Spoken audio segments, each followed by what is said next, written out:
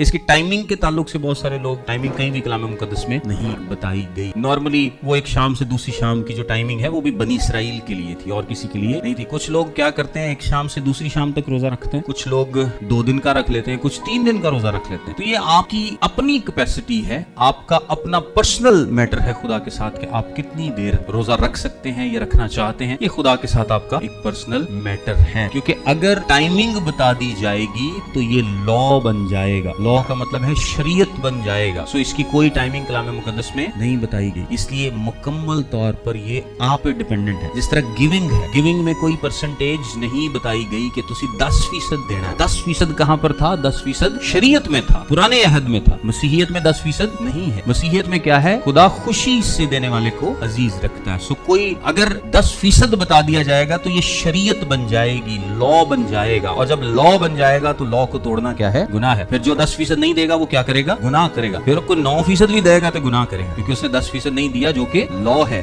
शरीयत है। सो इस तरह रोजे की अगर टाइमिंग बता दी जाएगी, जनाब इधर सूरज गरूब होए थे, इधरों निकले तो फिर तुसी रखना है, खोलना, तो ये लॉ बन जाएगा। लॉ को तोड़ना क्या होगा? गुनाह होगा। इसी तरह आप देखें कि दुआ की कोई टाइमिंग नहीं बताई गई कि आपने इतने बजे से इतने बजे तक दुआ करनी है, सवेरे दोपहर शाम करनी है, ये करनी है, क्योंकि ये भी क्या है, अगर ये दुआओं के ताल्लुक से बताया गया, इस तरह से टाइमिंग बताई जाए, तरीके बताए जाए, तो ये भी क्या बन जाएगा? लॉ बन जाएगा, शरीयत बन जाएगी। और शरीयत को तोड़ना क्या होगा? गुनाह होगा। तुसी सवेर दी नमाज नहीं पढ़ी, गुनाह कीता है। शाम दी नहीं पढ़ी, गुनाह कीता है। हुण रात नूं सवेर वालियां दोवें पढ़ो। बताने का मकसद ये है कि अगर सुबह दोपहर शाम की नमाज होगी या दुआ होगी तो हम वो नहीं करेंगे तो वो क्या हो जाएगा? फिर गुनाह बन जाएगा। तो खुदा हमें कानून में, शरीयत में, लॉज में जो कि रस्मी होते हैं नहीं डालना चाहता, क्योंकि यही उसका मकसद था। उसने रस्में दी ही इसलिए थी ताकि हम जान सके कि हम रस्मों पर पूरा नहीं उतर सकते। ये रस्में हमें नहीं बचा सकती, शरीयत हमें नहीं बचा सकती। शरीयत सिर्फ आप पर लानत ला सकती है। इसका मतलब क्या है कि जब आपको एक हुक्म दिया जाता है और आप उस हुक्म पर पूरा नहीं उतरते तो आप पर क्या आती है? लानत आती है। इसीलिए लिखा है ना कि शरीयत हम पर क्या लाती है? लानत को लेके आती है। और